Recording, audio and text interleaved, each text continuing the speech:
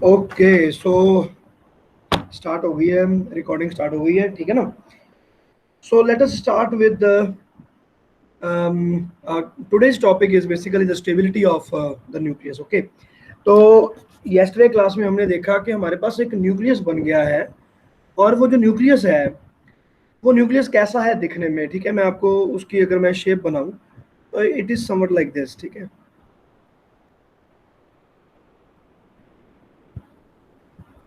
ठीक है, इस तरह से हमारे पास वहाँ पर सारे के सारे जो न्यूट्रॉन और प्रोटॉन और ये सब जो हैं, ये सारे के सारे वहाँ पे इस तरह से पड़े हैं और एक जगह पर इकट्ठे हो रखे हैं। And there are electrons that are rotating around this. Okay, ये इलेक्ट्रॉन हो गया and these electrons they are rotating around it.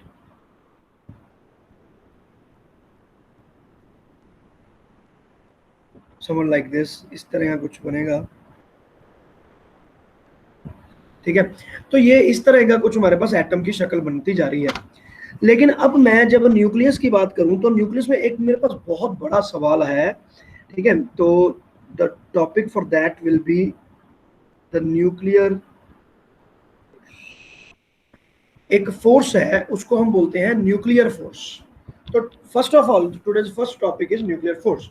So now the thing is, मैं आपसे सवाल ये पूछता हूँ कि भाई जब हमारे पास डिस्टेंस ऑफ क्लोजेस्ट अप्रोच हमने किया और न्यूक्लियर का जब हमने न्यूक्लियस का साइज फाइंड किया तो it was coming out to be 10 raise to power -15 meters, 1 fermi तक आ रहा था। इतना कम अगर मैं मान के चलूं तो यहाँ पर दो प्रोटॉन में इतनी ज्यादा इलेक्ट्रोस्टैटिक रिपल्शन होगी that it itself means that the atom is unstable.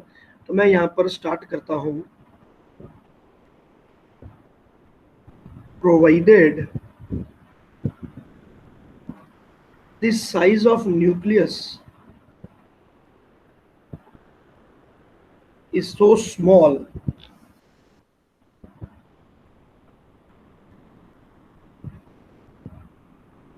that the Coulombic repulsion force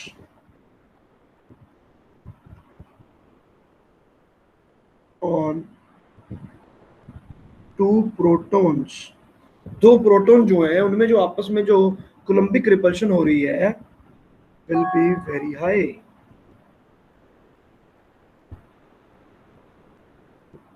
will be very high, so much high that the atom is unstable.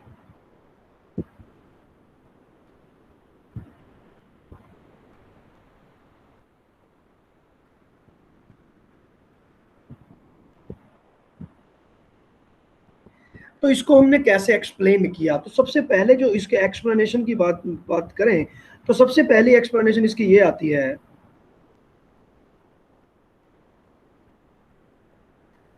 That जो कूलॉम्स लॉ है is not applicable at distances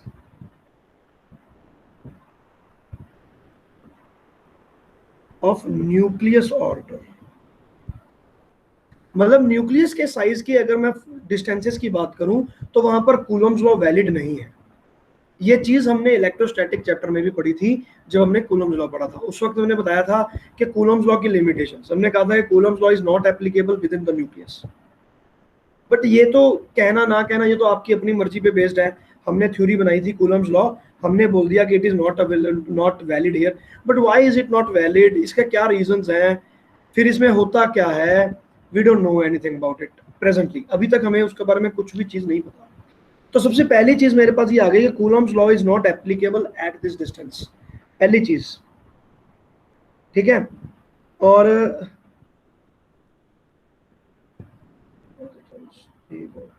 ठीक है, और दूसरी चीज जो मेरे पास यहाँ पर इसकी एक्सप्लेनेशन आती है, so there are forces which is called nuclear force.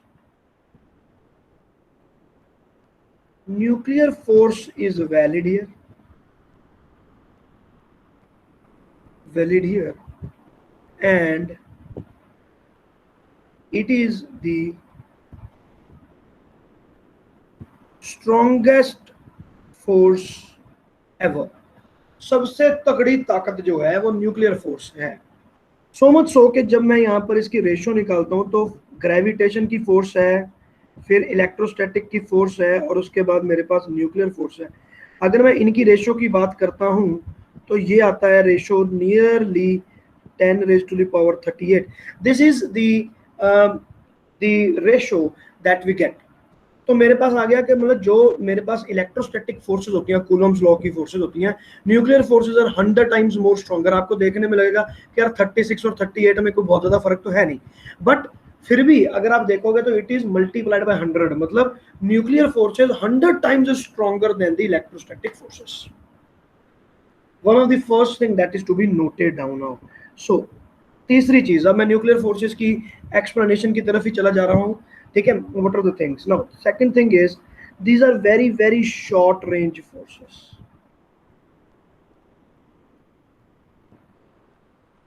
मतलब 2 से लेकर 3 Fermi is the limit. Fermi का मतलब हो गया 2 to 3 into 10⁻⁻15 मीटर। इतना कम डिस्टेंस जो कि एक्चुअल में सिर्फ और सिर्फ न्यूक्लियस का है। तो with in the nucleus only this force will be applied, otherwise it will not be working. Now point number 4 is saturation effect।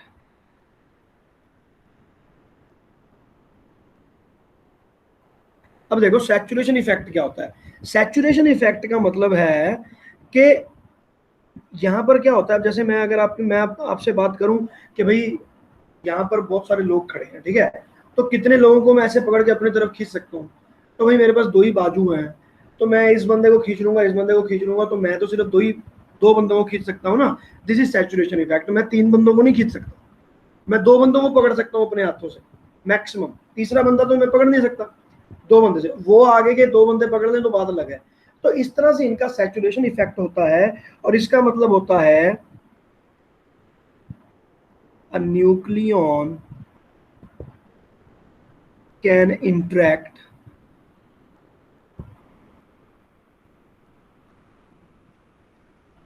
only with neighbors। तो नेबर्स मतलब जो साथ में पड़ा है उनके साथ तो वो अपनी अट्रैक्टिव फोर्स अप्लाई करेंगे, उससे दूर जो है उसके ऊपर कोई भी फोर्स अप्लाई नहीं होगी। ग्रेविटेशन फोर्स का एग्जांपल लेकर देखो आप, हमारे पास सन है, सन की फोर्स अर्थ पे भी लगेगी, मार्स पे भी लगेगी, प्लूटो पे भी लगेगी, और इस पे कोई फर्क नहीं पड़ता कि मार्स इधर पीछे है, अर्थ बीच में आ गई या मून बीच में आ गया, कोई फर्क नहीं पड़ता, आपके पास फोर्स उतनी लगेगी। लेकिन यहाँ पर ऐसा नहीं है, यहाँ पर ऐसा है कि भाई फर्स्ट प्लेनेट कोई फोर्स लगेगी, सेकंड प्लेनेट तक फोर्स पहुंचेगी भी नहीं। तो सोच के देखो कि सिर्फ मरकरी तक की फोर्स पहुंच रही है आपकी सन की। So it's that kind of a concept, this is called saturation effect. यहां तक तो समझ में आ ही गया होगा ना। पॉइंट नंबर 5 बहुत इंपॉर्टेंट है कि this is the only non central force. ये नॉन सेंट्रल फोर्स है। Gravitation force is central force, मतलब centre to centre. Electrostatic force is centre to centre, but the nuclear force is not centre to centre. So this may be responsible for the rotation of the proton within the nucleus, लेकिन ये central force नहीं होती। ये यहाँ पर आपने हमेशा ध्यान में रखना है, it do not act, it does not act along the central line। तो सेंट्रल लाइन के ऊपर ये एक्ट नहीं करेगी। ये है हमारे पास न्यूक्लियर फोर्स के कुछ कैरेक्टरिस्टिक्स, ओके। लेकिन अब ये न्यूक्लियर फोर्स, अब हमने तो एक नाम रख दिया, हमने बोला कि नहीं नहीं जी न्यूक्लियस के अंदर कूलम फोर्स नहीं लग रही, एप्लीकेबल नहीं है।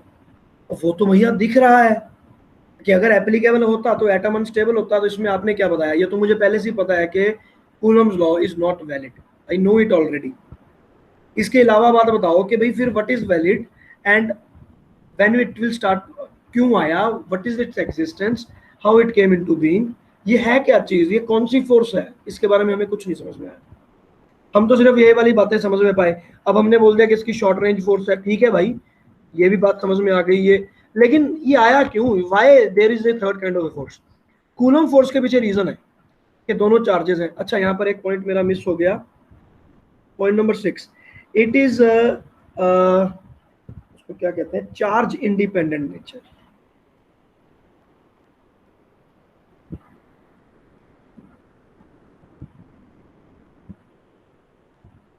चार्ज इंडिपेंडेंट नेचर मतलब चार्ज के ऊपर भी फर्क नहीं पड़ता, और ये एक्चुअली में एक्ट करती कहां पर है, ये वैसे तो न्यूक्लियन के बीच में एक्ट करती है, तो ये प्रोटॉन और न्यूट्रॉन के बीच में भी एक्ट करता है।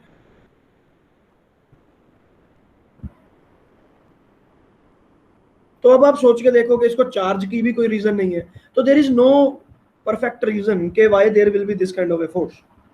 तो अब उसको जब हम स्टडी करने के लिए हम निकले, तो हमने कहा कि चलो यार, let us first concentrate on the potential energy of nucleus. तो अब हमें एक फॉर्मूला पता है, कौन सा, F is equal to minus D U by D R. तो वहां से पोटेंशियल एनर्जी हमें पता चल जाएगी दो न्यूक्लियन की, मतलब अगर मैं एक न्यूट्रॉन और एक प्रोटॉन को साथ में रखूं, तो I can find the potential energy for both of them, और वहां से मुझे शायद कुछ फोर्स के बारे में पता चल जाए। तो वी विल डू इट। तो मैंने क्या किया, यहाँ पर दो मैंने रखे, एक था मेरे पास प्रोटॉन और एक हो गया, लेट अस से दिस इज न्यूट्रॉन, और रेड कलर में जो है वो that is proton for me. तो अब इन दोनों का जो डिस्टेंस है, आर डिस्टेंस है, और उसके ऊपर मैं यहाँ पर मैं एक ग्राफ बनाऊंगा। तो मुझे पोटेंशियल एनर्जी कैसी मिलेगी मैं ये देखना चाहता हूँ। यहाँ पर पहले मैं लिख देता हूँ that F is equal to minus D U by D are.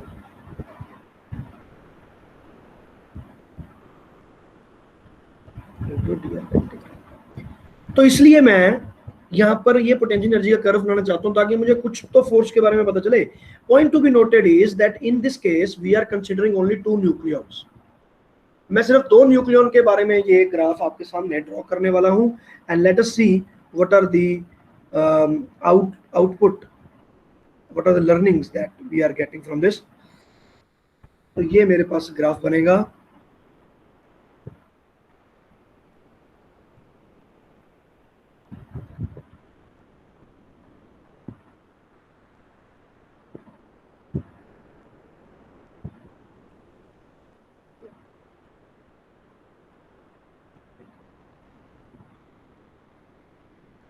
लो जी, तो ये मेरे पास बन गया, और इसमें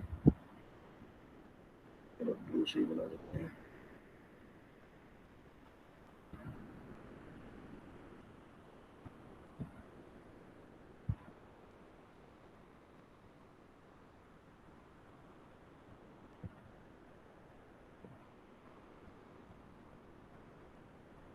चलो कोई बात।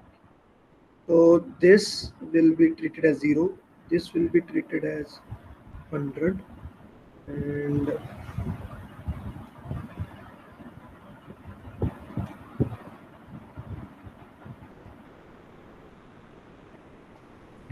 ठीक है, और इसको हम ट्रीट करेंगे 100। बेसिकली ये है क्या, ये पोटेंशियल एनर्जी है यहाँ पे, एंड द पोटेंशियल एनर्जी, ठीक है, for which the unit is mega electron volt. और यहाँ पर एक्स एक्सिस पे जो मैं दिखा रहा हूँ, these are the distances, so the distances will be like 1 Fermi, 2 Fermi, 3 Fermi, 4 Fermi। Fermi metre इसका यूनिट है, ठीक है जी, और ये मेरे पास डिस्टेंसेस हैं। सो अब मैं पोटेंशियल एनर्जी का ग्राफ बना रहा हूँ। पोटेंशियल एनर्जी का ग्राफ मेरे पास बनेगा ऐसा, यहाँ पर कहीं 0.8 मुझे रखना पड़ेगा,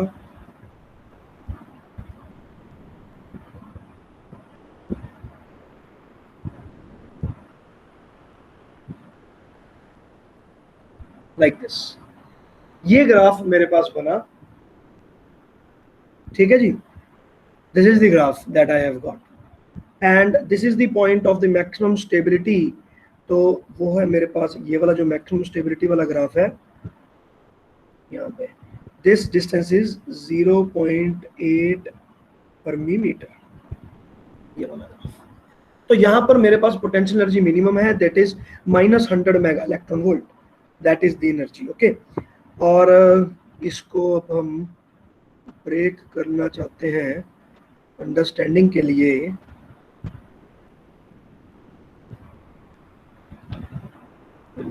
like this.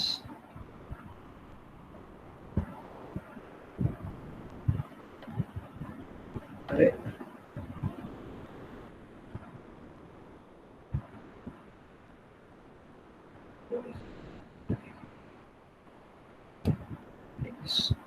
ठीक है, तो ये वाला मेरा पॉइंट हो गया।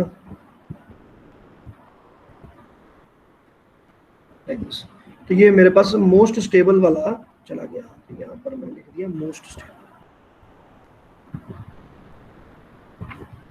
तो यहाँ से क्या चीजें ऑब्जर्व की गई?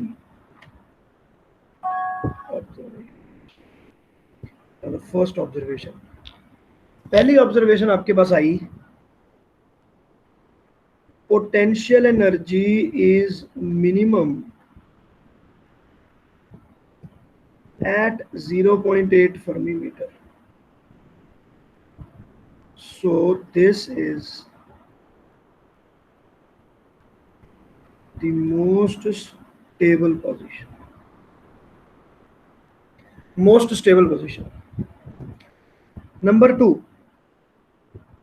the range of the force. Simple बात है, ये तो हमने पहले ही कहा था कि 2-3 फर्मी तक ही जाएगा। तो रेंज ऑफ द फोर्स मेरे पास 2-3 फर्मी मीटर ही आ रही है, क्योंकि 4 फर्मी तक जाकर तो टेंडिंग टू 0 हो जाती है, उसके बाद तो ये बिल्कुल ही इमटेरियल हो गया मेरे लिए। So it is completely correct thing कि जो मेरे पास ये सिस्टम बन रहा है, इसमें रेंज मेरे पास बहुत ही ज्यादा लो है, इसकी रेंज।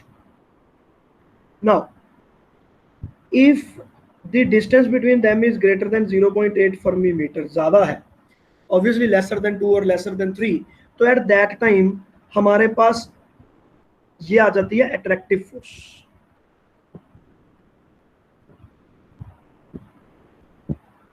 मतलब इसके इस तरफ में मेरे पास आती है अट्रैक्टिव फोर्स। अट्रैक्टिव फोर्स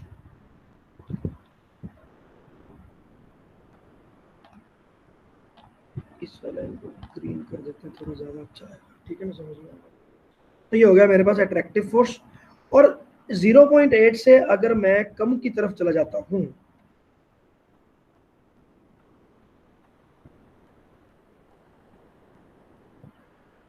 तब मेरे पास आएगा repulsive force.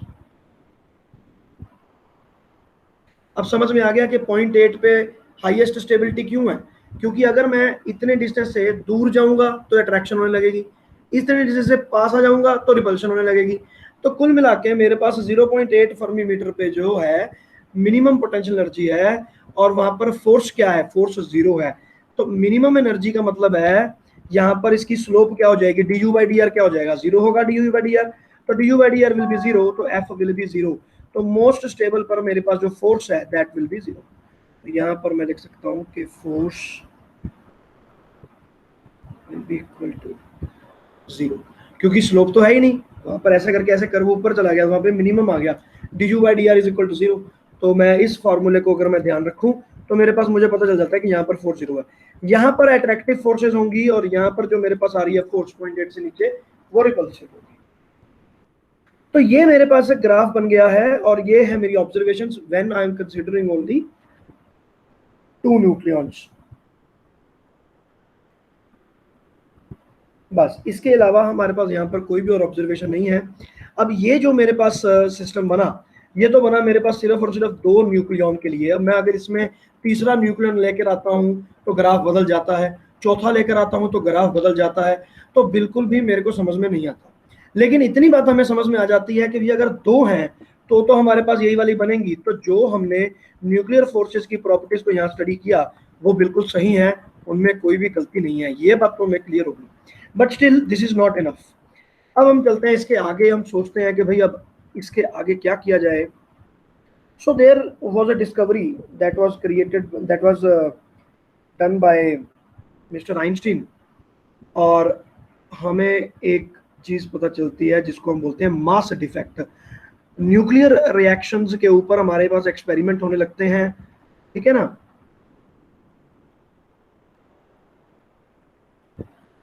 Mass defect, what is mass defect? तो अब देखो 1898 इसमें हमारे पास रेडियो एक्टिविटी का सबसे पहला एक्सपेरिमेंट होता है, और radioactivity as a phenomena discover हो जाता है कि यार ये क्या हो रहा है, कुछ हो रहा है, but we are not able to explain it, but something is happening. धीरे धीरे धीरे धीरे, बहुत ज्यादा टाइम नहीं लगता, सिर्फ 1901 1902 में ही मैडम क्यूरी और ये सब ने एक्सपेरिमेंट किए और बहुत सारे रेडियो एक्टिविटी के एलिमेंट्स को हमने फाइंड कर लिया। तो radio activity became the talk of the town. कहने का मतलब हर किसी को पता था कि यार कुछ हो रहा है। आपको याद होगा यही टाइम था जब 1905 में या 7 में आप ले कह लो कि आइंस्टीन की फोटो इलेक्ट्रिक इफेक्ट की इक्वेशन आई, और 1898 में ही मैक्स प्लैंक की प्लैंक कांस्टेंट थ्योरी भी आई थी, जो जिसने क्वांटम थ्योरी, फोटोन, वो सारी चीजें मैं आपको बता चुका हूँ। तो Einstein was very active at that time. तो जब सारे के सारे न्यूक्लियर रिएक्शंस होने लगे और बोहर के मॉडल पर वर्कआउट होने लगा, सब कुछ क्रिएट कर रहा था, तो at that time Einstein noted something that the mass defect is the difference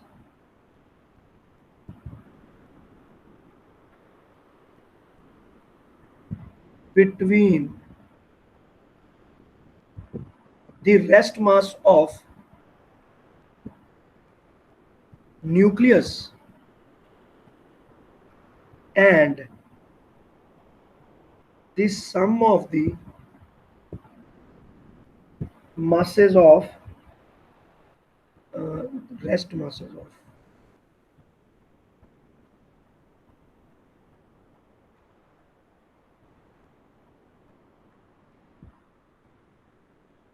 of all the constituent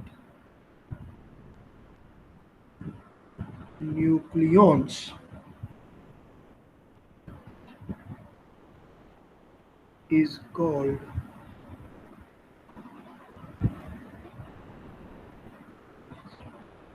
तो मास डिफेक्ट क्या आता है हमारे पास रेस्ट मास ऑफ न्यूक्लियस हमारे पास हमने बनाया, और जो न्यूक्लियन के रेस्ट मासेस थे उन सबको जब हमने ऐड किया तो we found that the mass is not coming out to be same, जबकि ये तो सेम होना चाहिए, ठीक है ना। It is just like saying के मेरा वेट इतना है, जशन का वेट इतना है, हर्ष का वेट इतना है, और जब हमने सबको ऐड कर दिया एक ही वेट तोलने वाली मशीन में, वहां पे जब हमने वेट तोला तो it was found that the mass was not coming out to be equal to the sum of the three.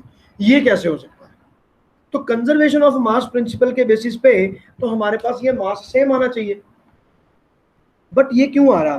तो आइंस्टीन ने इसके रीजंस भी बताए हैं। So delta M is equal to Z is the number of proton, तो number of proton हो गया, plus A minus Z is the number of neutron, तो नंबर ऑफ न्यूट्रॉन आप कर लो। तो ये जो हमारे पास वैल्यू आ जाती है, इसमें से जब मैं मास ऑफ न्यूक्लियस माइनस कर देता हूं, सो this is what? Mass defect. ये भी अच्छी नहीं लग रही।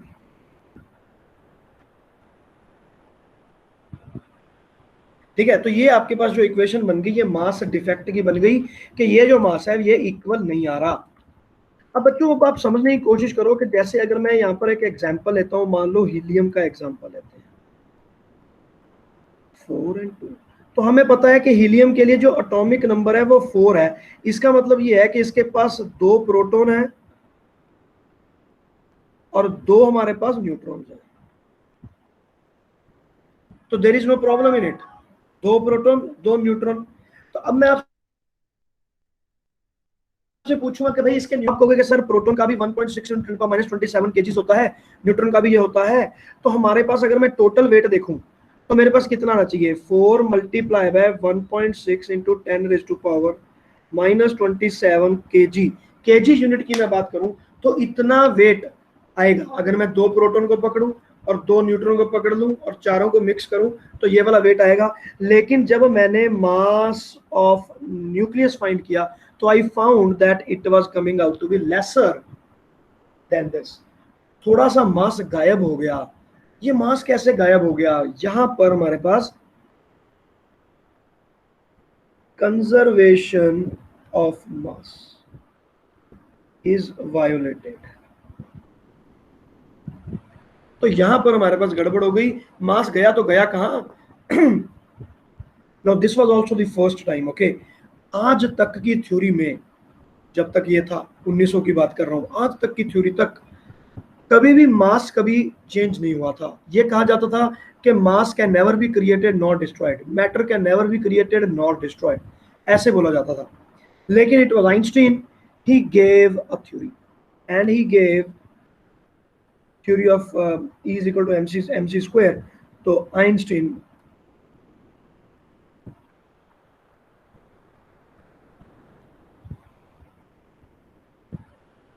तो इन्होंने एक रिलेशन बना दिया E is equal to mc square. So this was something out of the world, out of the दुनिया, दुनिया के बाहर से एक फार्मूला बन गया E is equal to mc square, जिसको कभी किसी ने सोचा भी नहीं था कि mass can be converted into energy and energy can be converted into mass. ये तो बिल्कुल गड़बड़ हो गया कि अब कैसे, अब क्या किया जाए। तो E is equal to mc square, जब मेरे पास ये थ्योरी बन गई, ठीक है, आइंस्टीन के रिलेशन की, तो इन्होंने बोला कि ये जो मास है, ये मास गया कहाँ? ये एनर्जी में कन्वर्ट हो गया है and this energy will be known as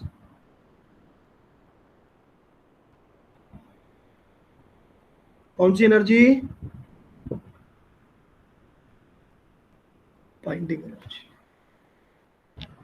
तो बाइंडिंग एनर्जी हम इसको बोलेंगे because this energy was responsible for creation of the nuclear forces in itself. ठीक है, तो उन्होंने बोला कि बाइंडिंग एनर्जी जो है वो न्यूक्लियस को बाइंड करके रखती है, तो that is why we have call it binding energy. तो binding energy mathematically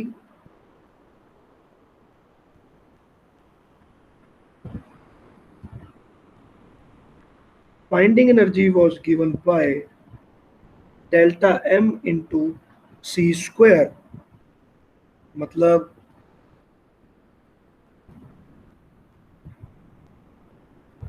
z into mass of proton,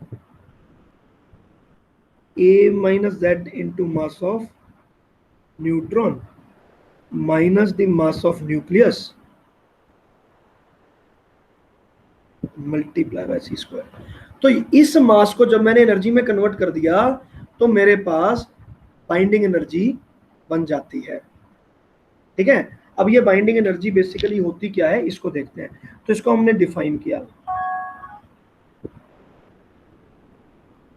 इसकी दो डेफिनेशंस हैं। सबसे पहली जो डेफिनेशन है वो ये है,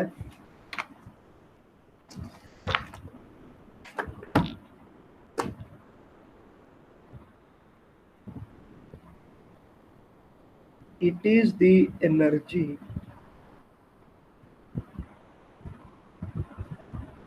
which is required to create and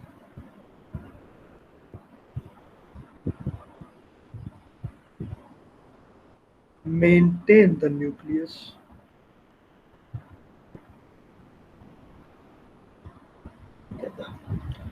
तो न्यूक्लियस को बनाने में और जोड़ने में जो एनर्जी चाहिए ये वो वाली एनर्जी है। ठीक है, और इसको थोड़ा सा और डिटेल में अगर हम करें तो हम इसको लिखेंगे, it is defined as the surplus energy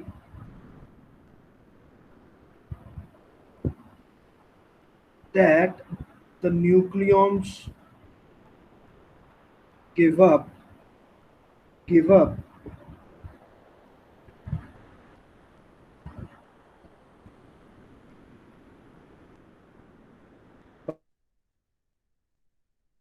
by the virtue of which they become, they bound together,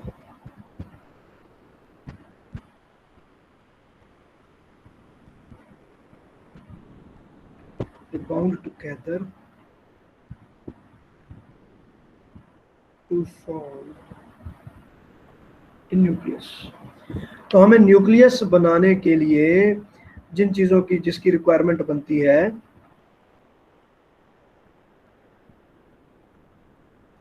ठीक है, ये वो एनर्जी है। अब there is third method also to define it, ठीक है ना। मैं आपको बताऊंगा कि इसमें सही कौन सा है। आपकी अगर वहां पे आई क्वेश्चन आता है तो कौन सी डेफिनेशन लिखनी है, that I will tell you. The binding energy is defined as energy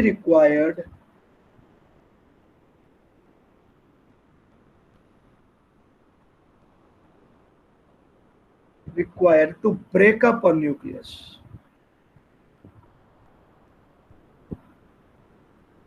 अब न्यूक्लियस को तोड़ना है into the constituent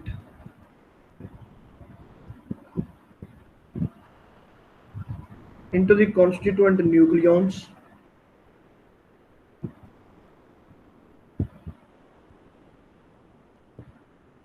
and to separate them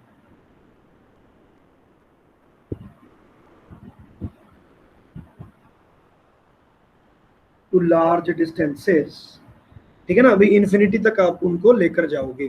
तो बेसिकली बाइंडिंग एनर्जी का कॉन्सेप्ट कुछ इस तरह से है। अब कॉन्सेप्ट को समझने की कोशिश करो। उन्होंने बोला कि भाई मेरे पास जितने भी न्यूक्लियॉन्स हैं वो बिखरे पड़े हैं, and we will assume it that there is no potential energy for them presently. वो अभी एक दूसरे के साथ कोई इंटरेक्ट नहीं कर रहे, they are placed at infinite distances दूर।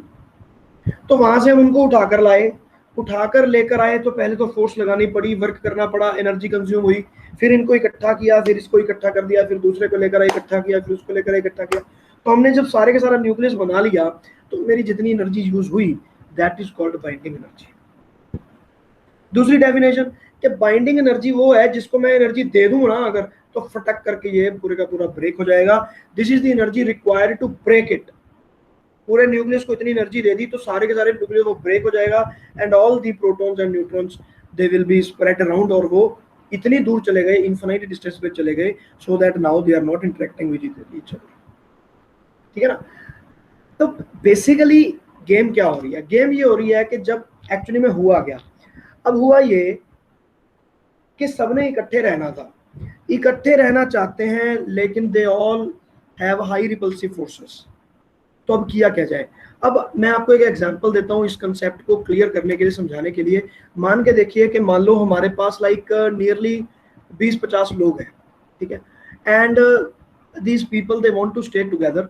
उन्होंने एक सोसाइटी बना ली, ठीक है, सोसाइटी बना ली। तो सबकी हमने पूछा कि भाई आपके पास पैसा कितना है, तो सबने बोला कि भाई मेरे पास, किसी ने बोला 10 लाख है, किसी ने बोला 20 लाख है, किसी ने बोला कुछ, किसी ने करोड़, किसी ने कुछ, किसी ने कुछ। उसके बाद हमने उनको बोला कि भाई देखो ऐसा है, हम एक बिल्डिंग बनाते हैं, फ्लैट बनाएंगे और उसमें हम रहेंगे, आप सबको एक एक फ्लैट दिया जाएगा, तो एक हमें बिल्डिंग बनानी है और उसके लिए हमें पैसा इकट्ठा करना है। तो सबने अपनी जेब खाली की, सबने मान लो 1-1 करोड़ रुपया लाकर दे दिया। सबने बोला कि लो जी 1 करोड़, लो जी 1 करोड़, लो जी 1 करोड़। सबका 1 करोड़ 1 करोड़ लेकर हमने क्या किया, एक बिल्डिंग कंस्ट्रक्ट की, और अब वो बिल्डिंग कंस्ट्रक्ट हो गई और सबको एक एक फ्लैट मिल गया। और अब मैंने कहा कि जाओ भी, अब आप सभी रहने लग जाओ वहां पे। तो we all started living there, सबके पास एक एक फ्लैट हो गया, 1-1 करोड़ रुपया सबका लगा। तो अब मैं आपसे सवाल पूछता हूं कि जितने भी लोग थे उनके पास पहले कितने रुपए थे? तो पहले आप बोलोगे इतने रुपए इसके पास, इतने रुपए इसके पास, लेकिन आज कितने रुपए हैं? अब उन सब के पास 1-1 करोड़ की कमी हो चुकी है, ठीक है। सो this is called mass defect. आप देखो, अगर आप पूछते हैं कि यार वरुण सर के इतने करोड़, इसके इतने करोड़, इसके इतने करोड़, सबको मिक्स कर दिया तो है, तो इनके पास तो टोटल इतने करोड़ की संपत्ति होनी चाहिए। लेकिन जब आज हमने पूछा कि कितनी संपत्ति है, तो उसमें से सबका 1-1 करोड़ माइनस हो चुका था। So that is mass defect. तो मैं ये समझा रहा हूं कि ये मेरे पास मास डिफेक्ट कहां से आया। अब मैंने वो सारे पैसों को मैंने क्या कर दिया, एनर्जी में कन्वर्ट कर दिया, ठीक है। जब मैंने इसको एनर्जी में कन्वर्ट किया तो एनर्जी का एक क्लाउड मेरे अराउंड बन गया, मतलब सारी सोसाइटी के अराउंड एक एनर्जी का वातावरण क्रिएट हो गया। कहने का मतलब एक बिल्डिंग बन गई, एक स्ट्रक्चर क्रिएट हो गया। So now people started living there, ठीक है। This is the concept for the binding energy. अब हम सोचते हैं, अब इसकी डेफिनेशन को समझो। बाइंडिंग एनर्जी क्या है भाई? बिल्डिंग बनाने के लिए हमें 100 करोड़ रुपया चाहिए, इकट्ठा करो, दैट इज बाइंडिंग एनर्जी, ठीक है भाई। इस बिल्डिंग के हर बंदे को मैं चाहता हूं कि वो दूर चला जाए, भाग जाए, एक दूसरे से बात तक ना करे, मैं बिल्डिंग में बम लगा दूं, तो how much energy is required, सभी लोगों को 1-1 करोड़ रुपया उनका वापस दे दो और उनके फ्लैट खरीद लो, खरीदने के बाद उस बिल्डिंग का कुछ मर्जी करो आप, सबको हटा दिया। In this way binding energy is defined. तो अब हम आगे चलते हैं, तो आगे इसी कंसेप्ट को आगे लेकर जाएंगे, आपको समझ में आएगा कि why I have given you this particular example about the flat. लो जी, बाइंडिंग एनर्जी आपके पास कंप्लीट हो गई। सो नाउ हम चाहते हैं कि भाई इसको, अब आपने बोला कि मैं, चलो मैं पहले आपको बताता हूँ। Now the next topic is binding energy पर न्यूक्लियर। अब देखो आप, अब हमने कहा कि भाई बाइंडिंग एनर्जी चाहिए जिसके कारण हम बिल्डिंग बनाएंगे, तो वो 100 करोड़ था, 100 करोड़ अमाउंट से हमने एक बिल्डिंग बनाई थी। अब मैं कह रहा हूं कि मुझे ये बिल्डिंग तोड़नी है, या मैं चाहता हूं कि ये ग्रुपिंग ब्रेक हो जाए, ये लोग इकट्ठे ना रह पाए, तो सीधी सी बात है, यहाँ तो 100 करोड़ रुपया दे दो और सबको भगा दो। अब मेरे पास 100 करोड़ तो है नहीं, तो अब क्या किया जाए। अब मैंने बोला कि यार मुझे तो एक फ्लैट खरीद के दे दो, बाकी चीजें छोड़ दो, बाकी लोग ऐसे ही रहो, लेकिन मुझे एक फ्लैट चाहिए आपकी बिल्डिंग में। तो it is called binding energy per nucleon. एक न्यूक्लियन को इस बिल्डिंग में से बाहर निकालने के लिए मुझे कितनी एनर्जी देनी पड़ेगी, 1 करोड़ रुपया। ठीक है, 1 करोड़ रुपया। So that is called binding energy per nucleon. तो मैं इसको मैथमेटिकली डिफाइन करता हूं। Mathematically binding energy per nucleon, इसको ऐसे लिखा जाता है, एटॉमिक नंबर पे मैंने डिवाइड कर दिया। So basically mass of proton into Z plus A minus Z into mass of neutron minus mass of nucleus. ये वो इतना बड़ा टर्म नहीं मैं लिखने वाला हूँ, ठीक है ना। डेल्टा एम लिख दूंगा मास डिफेक्ट को, delta M into C square divided by A. So this is basically the binding energy per nucleon. तो हमें पता चल गया कि यार ये वाली बिल्डिंग में रहना है तो 1 करोड़ रुपए का फ्लैट है, यार ये तो बड़ा महंगा है। ये साथ वाली कॉलोनी में आप घर ले लो, इसमें आपके पास सबसे सस्ता पड़ेगा, 50 लाख का पड़ेगा फ्लैट। ये वाली कॉलोनी दिखने में बड़ी अच्छी लग रही है, यार इसका क्या रेट है, इसका तो भाई साहब 1.5 करोड़ रुपया रेट है। तो इस हिसाब से हमारे पास कॉलोनीज भी बनेंगी, बाइंडिंग एनर्जी पर न्यूक्लियन के बेसिस पर हम उन कॉलोनीज को फाइंड कर सकते हैं।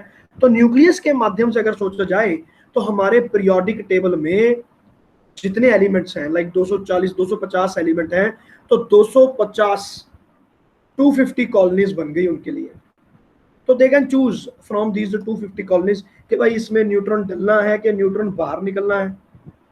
ठीक है, यूरेनियम के अंदर आपने न्यूट्रॉन डाला, ये वो हम तो न्यूक्लियर रिएक्शन ही तो करने हैं, तो दीज आर दोज रिएक्शंस। तो यहाँ पर बाइंडिंग एनर्जी पर न्यूक्लियन का भी एक ग्राफ बनेगा बेटा, एंड वो मैं ग्राफ आपके सामने बनाने वाला हूँ। दिस इज वेरी इंपॉर्टेंट, और ये आपको 100% आपको रटना ही रटना है, ठीक है ना, इसमें कोई कुछ नहीं कर सकता।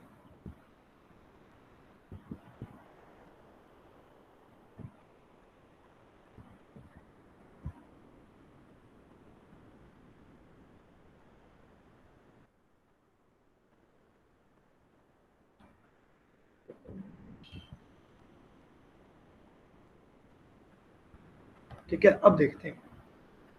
अब हमने देखा, यहाँ पर हम एनर्जीज देखने लग जाए, नहीं इसको ऊपर करना होगा, चलो देखते हैं। 0, यहाँ पर हमने लिखा 2 4 6 8 10 12, तो एक ज़्यादा हो गया मेरे पास।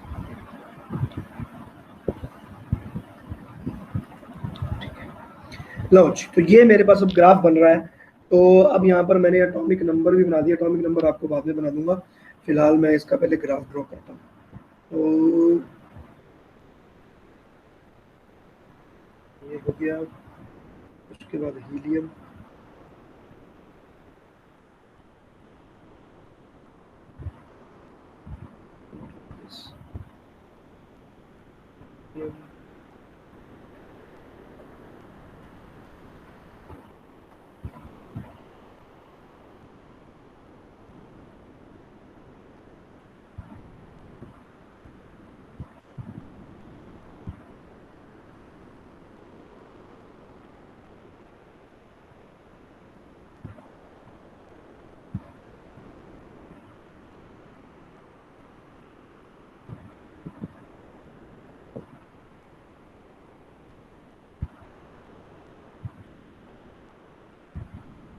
ठीक है, और फिर ये धीरे धीरे कम होने लगा, मॉलिब्डेनम,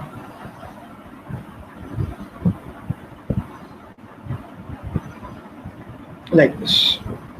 तो ये ग्राफ बनेगा आपके पास। इसमें कौन कौन से एलिमेंट्स हैं मैं ये लिख देता हूँ। This is hydrogen deuterium, this is hydrogen tritium, this is helium, lithium, carbon, nitrogen, oxygen, this is sulfur, this is iron, this is molybdenum, this is indium, ठीक है, और उसके बाद this is tungsten and this will be uranium. तो ये इसी तरह से आपको याद होनी चाहिए 100% चीजें। इनको अगेन एंड अगेन बनाकर देख लेना, आपको समझ में आ जाएगा भी क्या किया मैंने, ठीक है ना। This is very important line, इसको हमने खींच दिया 8 वाले को, ठीक है जी। अब देखते हैं, अब ये मेरे पास पूरी की पूरी चीज बन गई भाई। सो दिस इज द ग्राफ, और इसमें इस तरफ मेरे पास थे atomic numbers, sorry atomic mass. तो एटॉमिक मास आप देख सकते हो 50, 100, 250 जैसे भी करके आ जाएगा। आयरन का जो एटॉमिक मास है दैट इज 56, यूरेनियम का 238, ठीक है, बाकियों का तो आपको पता ही है, हाइड्रोजन, नाइट्रोजन, ये सारे आपको पता है। चलो जी देखते हैं। अब हमने जो ये वाला मेरे पास ग्राफ बन गया बच्चे, इसको मैं स्टडी करूंगा। बच्चा लोग समझ में आ रहा है कि नहीं आ रहा, बताओ, कुछ प्रॉब्लम किसी को अभी तक? हाँ भाई, यस नो में आंसर दो।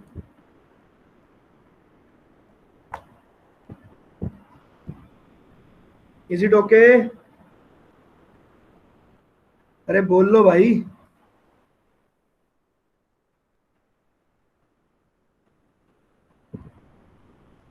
हाँ जी सर। इतना टाइम क्यों लाया भाई बोलने को? वो बनाई आंदा सर ग्राफ। ठीक है, तो अब मैं इसके पॉइंट कुछ नोट करवाऊंगा आपको। यार ये ग्राफ कहाँ रखा जाएगा, यहाँ ठीक है। चलो जी, so now we are noting down some points, important points. तो यहाँ से जो ऑब्जर्वेशंस, तो पहली ऑब्जर्वेशन मेरे पास ये है कि भाई अब देखो, अब मैं ये मेरे पास कॉलोनीज है, ठीक है ना बच्चे। तो now I want to break up these colonies. इनमें से एक आधा प्लॉट मैं खरीदना चाहता हूँ, दूसरे बंदे को निकालना चाहता हूँ, खाली करवाना चाहता हूँ बिल्डिंग। तो जब मुझे वो उसमें खरीदना पड़ेगा प्लॉट, तो किसमें क्या क्या खरीदना पड़ेगा, इसमें मैं सबसे पहले यूनिट लिखता हूँ। ये जो यहाँ पर यूनिट्स आ रहे हैं, these are mega electron volt, ठीक है, करोड़। तो कितने करोड़ देने पड़ेंगे वो यहाँ से मुझे पता चलेगा। This is the energy, binding energy per nucleon, ठीक है, बाइंडिंग एनर्जी पर न्यूक्लियन। और यहाँ पर मेरे पास आ गया कि आपके पास एटॉमिक मास कितना है। तो मैं देख पा रहा हूँ यहाँ पर कि मेरे पास यहाँ पर 3 कैटेगरी में आ गए। आयरन के पास सबसे ज्यादा है, सबसे महंगा प्लॉट आयरन का है, और बाकी सारे के सारे जो मेरे पास फ्लैट रहेंगे वो थोड़े से कंपेरेटिवली सस्ते रहेंगे। आयरन मोस्ट स्टेबल रहेगा। तो मैं सबसे पहले यहाँ पर लिखने वाला हूँ that iron with atomic mass 56 is the most stable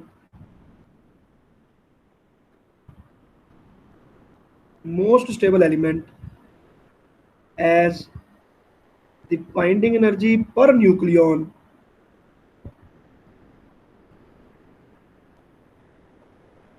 is maximum for iron, which is 8.75 electron volt. ठीक है ना, यहाँ पे हमारे डायग्राम में नियरली 9 आ रहा है, लेकिन आपने डायग्राम पर नहीं जाना, ठीक है। तो 8.75 मेरे पास आयरन का एनर्जी आती है, सॉरी इलेक्ट्रॉन वोल्ट नहीं आ रहा, मेगा इलेक्ट्रॉन वोल्ट,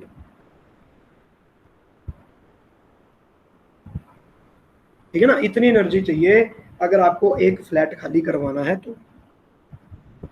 नंबर 2, अगर मैं लोअर लेवल के एलिमेंट्स की बात करूं तो इनको हम बोलते हैं the mass number of range 2 to 20।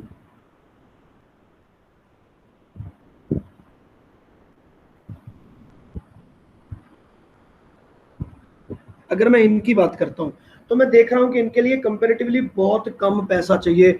मतलब अगर मैं आयरन की बात करूँ तो मुझे इसमें लाइक 9 लाख रुपए के आसपास चाहिए, 9 करोड़ रुपए के आसपास चाहिए। तो हाइड्रोजन में जाने के लिए मुझे सिर्फ 1 करोड़ चाहिए। अगर मैं इसको 1 करोड़ कह देता हूँ तो मुझे मतलब इसके लिए नियरली लाइक सिर्फ 1 लाख रुपए ही चाहिए, 10 लाख रुपए चाहिए। तो 10 लाख रुपए में मैं यहाँ पे फ्लैट खरीद सकता हूँ। भाई ये सस्ती क्यों है कॉलोनीज? ये कॉलोनीज इसलिए सस्ती हैं कि भाई साहब इन कॉलोनीज में रहता ही नहीं है कोई। ये पहाड़ों पर जैसे हिमाचल प्रदेश में लोग रहते हैं इस प्रकार रह रहे हैं, वो एक जो है वहां पे रह रहा है तो एक कहीं और रह रहा है, तो यहाँ पर रहने का कोई फायदा नहीं है, हाईली इनसिक्योर एनवायरमेंट। तो भाई यहाँ पर आपके पास बहुत सस्ता है। ठीक है, तो यहाँ पर अगर मैं बात करता हूँ, ठीक है ना, तो यहाँ पर मैं लिखता हूँ लोअर बाइंडिंग एनर्जी पर न्यूक्लियर। तीसरा, अगर मैं हायर एटॉमिक मासेस की बात करूं तो मुझे यहाँ पर एनर्जी, सॉरी हायर एनर्जी नहीं मिलती, तो यहां पर भी एनर्जी थोड़ी सी कंपैरेटिवली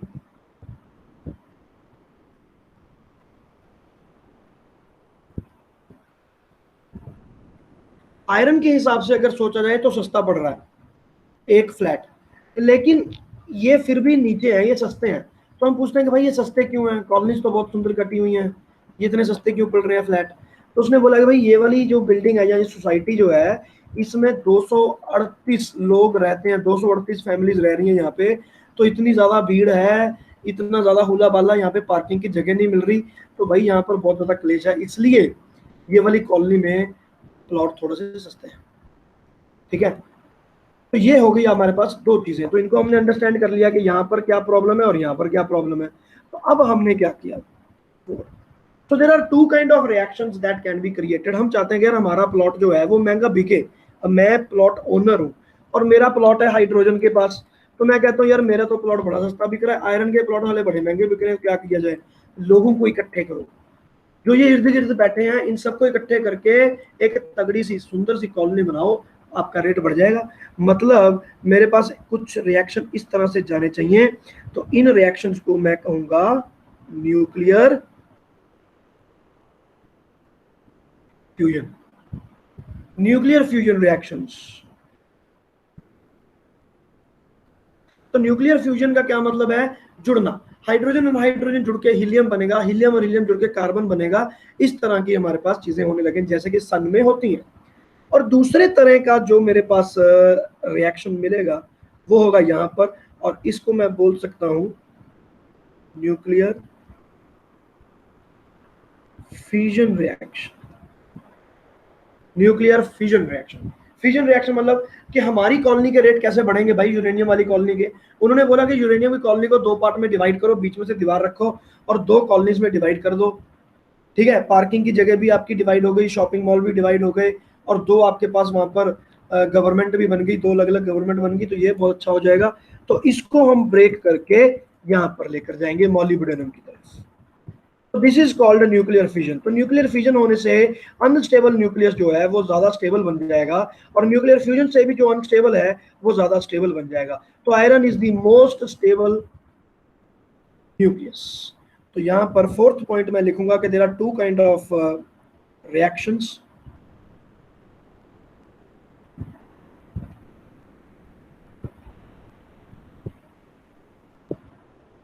सबसे पहले हमने लिखा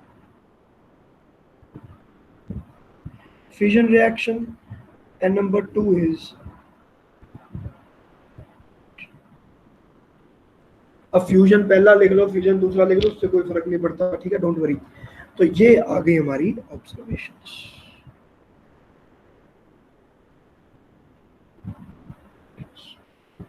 इज इट क्लियर बच्चे?